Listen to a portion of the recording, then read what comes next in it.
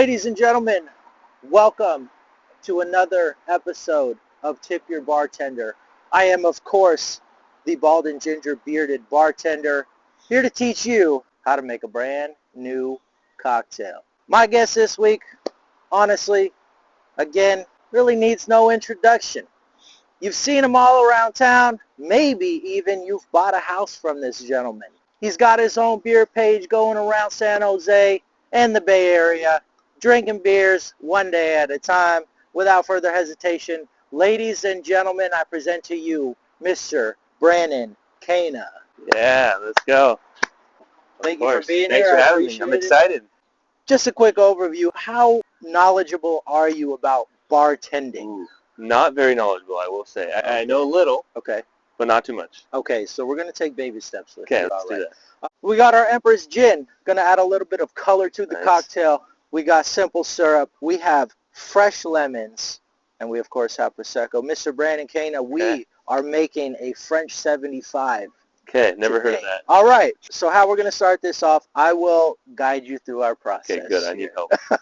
So we're going to take our Empress Gin. This tool right here, this is called a jigger. We're going to measure everything out so that way both of our cocktails taste the same. Okay. So we're going to give this a 2-ounce pour. This longer part is 2 ounces.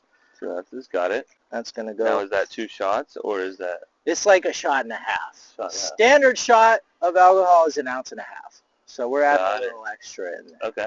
So Gotcha. you're going to take your gin, fill it all the way up there, and pour it into your shaker. All right. I think I can do that. Why is it purple? It's made with Got it. butterfly pea powder. Oh. It adds that shade of purple Beautiful. to the drink. We're going to take our simple syrup here. Simple syrup is just sugar and water. Simple. Simple. Easy to make, man. We're going to take our jigger, and I like to go a little less sweet. Okay. So I'm going to do a 1/2 ounce of simple syrup. 1/2 ounce. Okay, I see that on there. Right up in there. Okay.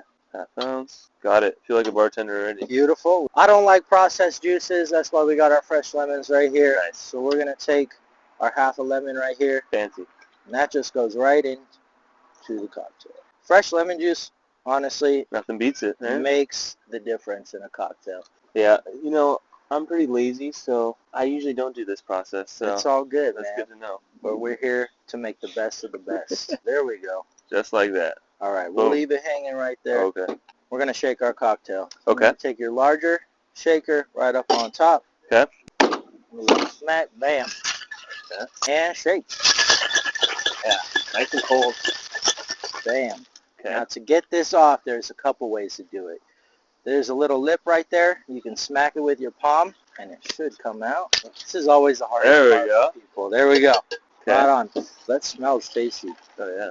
We're going to take our strainer. I always like to double strain cocktails just so there's no ice. It's not supposed to have any ice. So we're going to take our fine strainer right over there, and we're going to go right into our glass. Okay. I've never done any of this. Bam. And leave a little room.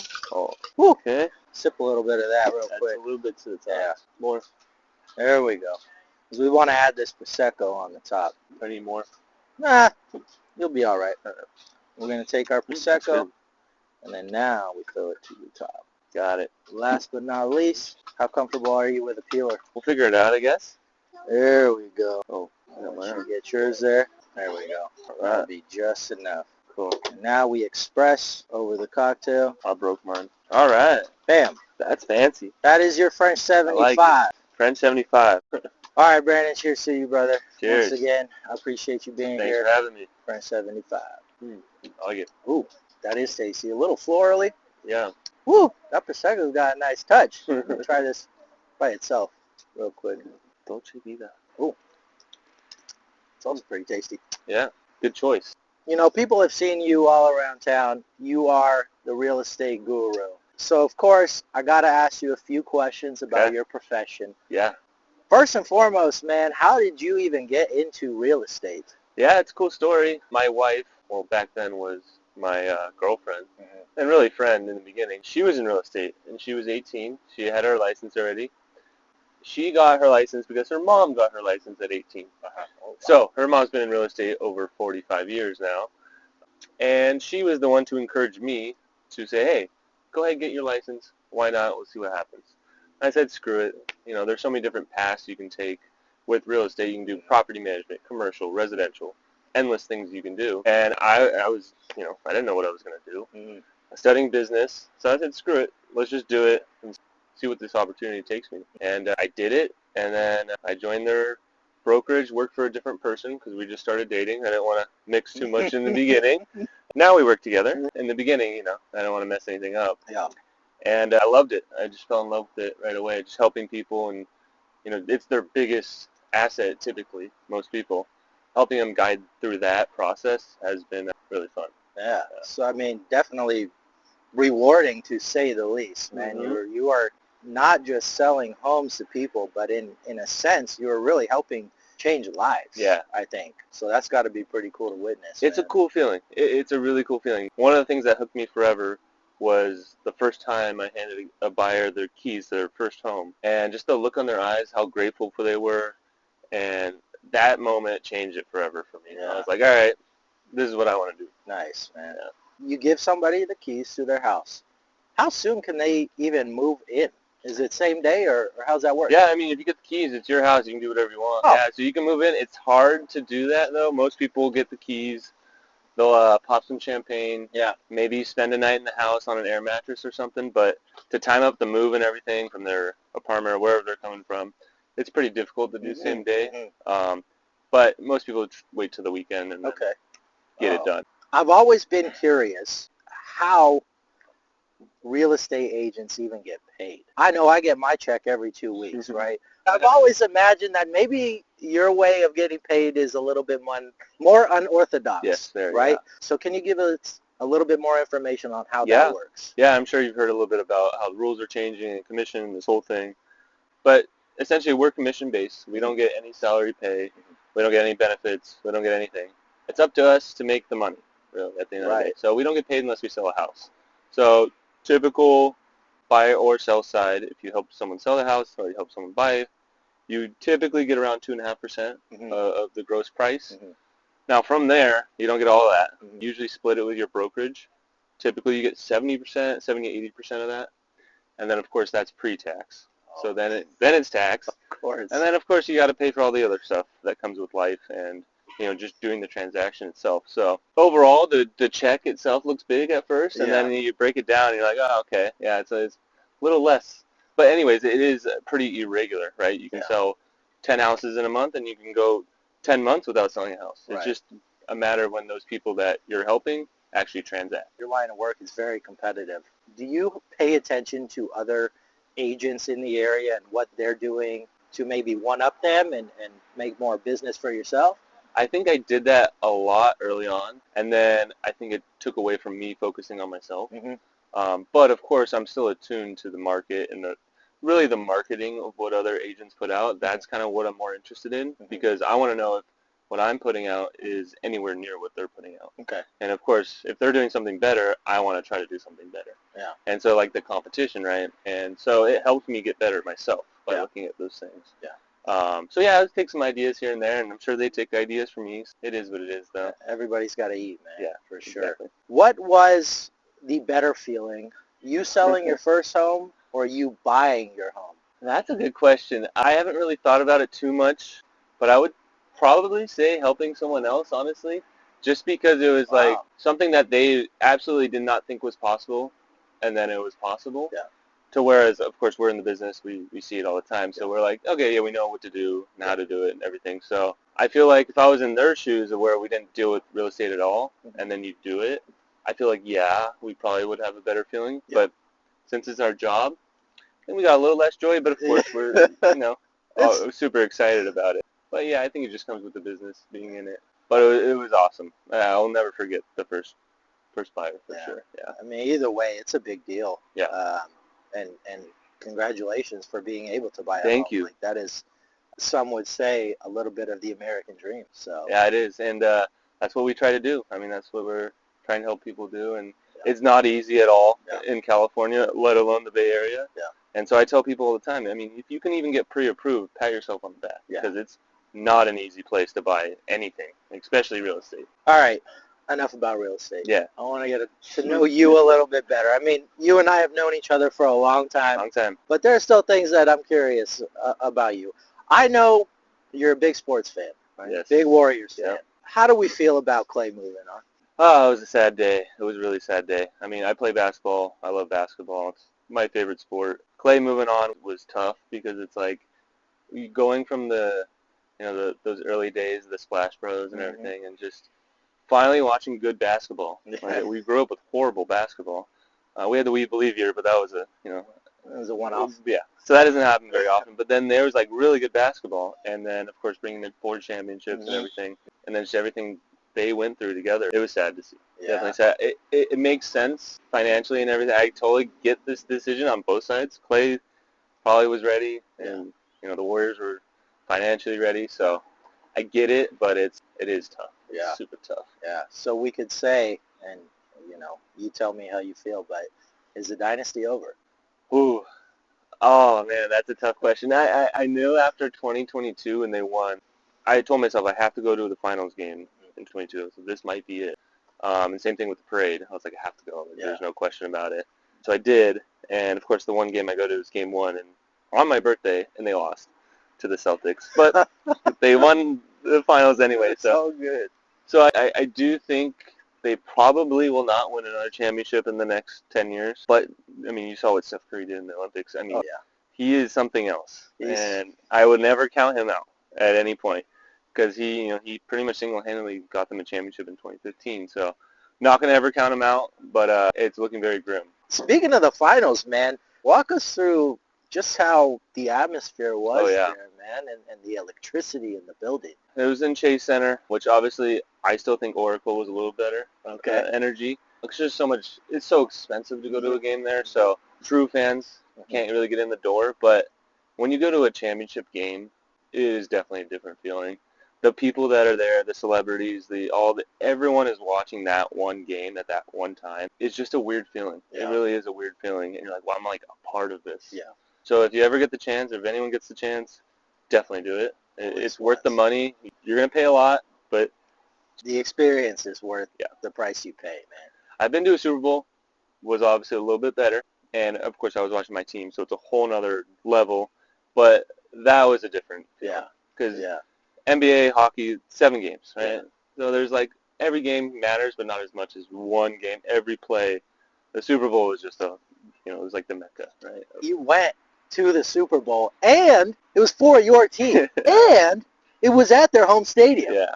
So I can only imagine how you as a fan were feeling during that whole time. Like, surreal. Just like pinching yourself the entire time. In their city, my team I've grown up watching, and they were horrible, obviously, The Rams are the worst. I mean, them and the Raiders were the joke of the NFL, the sports world. Eventually moved to L.A., get a couple players, get a good coach, and now they finally make it to the Super Bowl. And the craziest story is that I actually tore my ACL, had surgery on January 8th, and Super Bowl was February 13th, and I couldn't walk for a month. And so I got a call from my cousin. The only reason I was able to go to the game was my cousin got me a ticket. And she's like, hey, you're the only Rams fan I know. If you want to go, I have 1 ticket. I said, okay. I don't know if I can walk, but I'll go. And I literally brought a crutch to the game because I did still need a little bit of help walking, but it was just at that period where I could just get off 2 crutches. Mobility. But it was worth it. I mean, totally. I would have gone with 2 crutches, but just crazy story how it all winded up and worked out. And then after, I mean, the city lighting off fireworks and just craziness. Just absolute craziness. It was definitely the peak of my sports fandom. And I don't know if it's going to be beat. I really don't. I would say it is probably tough to beat, and I will say I'm jealous. I'm a Carolina Panthers fan, and right now my team is the worst. Yeah. We are the joke of the league. And why I'm jealous is because when they were here in 2015, it's almost been a decade. It's really been that long. That they were in Levi Stadium, and I had the chance to go, and I didn't go. Even though they lost, it still would have been an amazing experience that I missed out on. So living vicariously through you and your experiences is cool to see. Well, I think there's a lesson from that is, don't have any regrets. Just, as corny as it is, just do it. Yeah. And the money will come back, right? But the experiences won't. So that's what we've tried to do as much as we can. Is really experience life. Yeah. You talked a little bit about the Olympics, the duo, right? Steph Curry, LeBron James. Do we ever see them in the league together? I kind of hope. As sad as it would seem, because it would probably be Curry on the Lakers, which is just, I can't even, it's hard to even say those words. But it would be cool to see, just because the two essential eras, right? It was the LeBron era, now it's the Curry era is ending. But those two eras, the last 20 years essentially, of course Kobe was in there as well. I would, as an NBA fan, would like to see it. It would be interesting, and I'm not as big a basketball fan as you are, but I think just the electricity that both of the players bring, it'd be good for business. Yeah, it'd be good for business. It'd be a very smart Make it even crazier, put KD on that team too. And game over. Get out of here. Something that I didn't know, I had to do a little deep dive of your Instagram. You went to see Drake in concert? I did see Drake, yeah. I did some digging. I had to dig deep, man. Drake is, again, a once-in-a-lifetime phenomenon individual. Yeah. This artist that I've listened to for, 15 years, arguably one of the GOATs of our generation in music, what he's been able to do and accomplish. And of course, everything that's happened recently has been funny. And Kendrick definitely won. There's no doubt. Drake for sure has, put music on a whole nother level. Oh, yeah. And so to see him actually live and just because that was always a goal for him. I remember in middle school listening to him and be like, I want to see him one day. And then to actually accomplish it and see him in live, I'm like, this is why we work hard to see these things. You brought up the beef with Kendrick. We haven't heard from Drake in a while, man. Yeah. Did Kendrick kill his career? I don't think so. That's a very tough career to kill, I think. But, in terms of the two, I think it was pretty clear and cut that before this whole thing, Kendrick was a better rapper anyway. Kendrick's easily top 5 rapper, if not, definitely top 3 all time. And that's saying a lot. But Drake was never, he's a good rapper, but the music he makes, it's not good because he raps. Right. It's good because he sings. Yeah. And so, then you go down to who's the better artist, right? And so that's a whole nother conversation. Yeah. But I think Drake's career will be alive and well, and he'll be making plenty of money doing his thing. We'll give it some time. He'll be back. Well, I know we're enjoying this French 75 cocktail, but I do have to bring out, because, I love beer myself. Yep. You're a big beer guy. You have your own page, HoppyLocal. I do. Traveling around the Bay Area, trying different beers. Yes. What was the inspiration behind that, and what's the goal for that page in particular? Passion project, totally. I love beer, love craft beer. I kind of grew up with beer. My dad, huge beer drinker. If you don't see him without a beer, it's like, where's your beer? Get him another one. So anyways, I just grew up loving beer.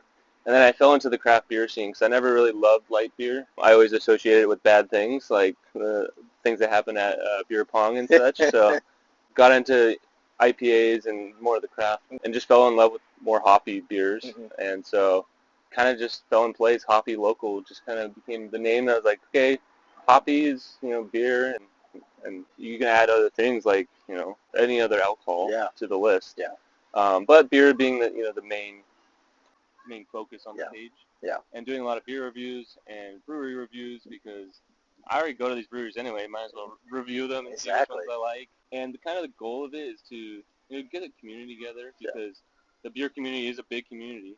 That's for sure. And we like all these different breweries and stuff, but we don't have like this one central place to kind of all hang out and do things together. So, and the local part of it is actually having events locally here in the Bay Area, and bringing people together and having breweries come out and pour their beers, and then everyone can kind of just hang out, network, and make some more friends. To your point, man, like being able to do something to bring more people together and enjoy themselves is what we need. Yeah. So kudos to you for trying to get that started. Thank you. And working on it. But with your help, maybe we can bring some people together. Somebody's got to do it, man. Yeah. I want to know, since you are a married man, I'm a married man. Give us a little bit of background, how you met your wife, and the partnership that you two have. I know you said you worked with each other, balancing your work and your home life. How do you make it all work, man? Yeah, it's interesting. So I met her at West Valley College in Saratoga. We had a class together, and we both actually weren't supposed to be in this class together, but we both wanted out of it, and met each other, became really good friends, started hanging out, and then eventually started dating a little later in the semester. That was almost exactly 9 years ago, which is like crazy to even Time say. flies. It's crazy. Yeah, it's still insane to me. Yeah, we got married last year, almost a year ago. And then how we kind of balance everything, which has always been the interesting part. is that we all work on a team together. Yeah. She works with her mom, and then she also helps out me. Yeah. Now, I'm kind of more the social person, more of the front face on the social media. Mm-hmm. I like to go show houses. Mm-hmm. I like to go be in front of the people who are selling their house. Mm-hmm. She's more in the back end. So Okay. she likes to do the paperwork. She likes to do the marketing, print, all that stuff. I hate doing that stuff. So it kind of works out. Well, it takes two to tango. I way rather go show homes than write a contract. Yeah. And so that's what she likes to do. Yeah. So it kind of just fell into place. Like, this is what we like to do. This is what we're good at. Yeah. And so we kind of found our lanes. Because if we tried to intertwine those things, it would not work Yeah. at all. Yeah. Especially when it's not like we don't clock in, clock out. So Yeah. it's like, And sometimes I think it's easy to kind of fall into that type of conversation. You know, I work with my wife as well. Yeah. And so, you know, we'll get home and there's still things that we nitpick and talk about. But our thing is like on our days off, it's just like, let's just enjoy the moment and not worry about anything else That's all we going can on. do. So I know I bawled like a baby when I saw my wife walking down the aisle for the first time. What was going through your head the first time that you saw her, man? Yeah, that was a crazy second. It's really hard to put into words, like the actual emotion. Yeah. It was a feeling I've never felt before. I think there was just so much emotion happening all at once. It was just, there's no word for it, Yeah. right? But just astonishment, just every adjective you can think of. I definitely wanted to cry, but I wanted also to be like, I was trying You gotta not to cry. compose yourself. So I know I'm about to talk, so I need to be like focused. And again, just me living vicariously through you, your honeymoon, man. It looked fantastic. It was fun. Moments to remember forever. But how did that idea come into play? Where exactly did you go? We went to Europe. So we started in London, went down to Paris. I always wanted to go to Oktoberfest, and so the timing just worked out. Yeah. And so we went to Munich for that. Met up with actually another friend who was on their honeymoon. Oh, wow. Okay. We all linked up in Oktoberfest and did that, so that was fun. Of course, drank too much. And then we went down to Italy, went all the way down to Naples and Rome and Amalfi Coast. Mm-hmm. And yeah, that was the trip. But it was like 2.5 weeks, almost 3 weeks. Oh, man. Of just pure travel.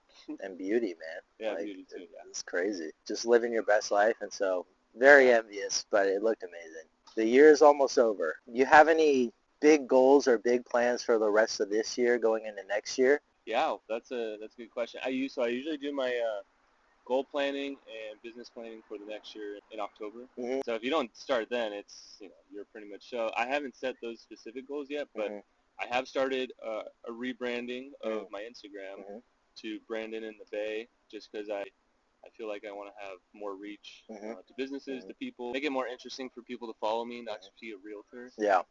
And I love doing food reviews, beer reviews, fun events, what to do in the Bay. I like to do that stuff anyway, so that's the main goal of the page now. Of course, real estate's going to be in there. Right.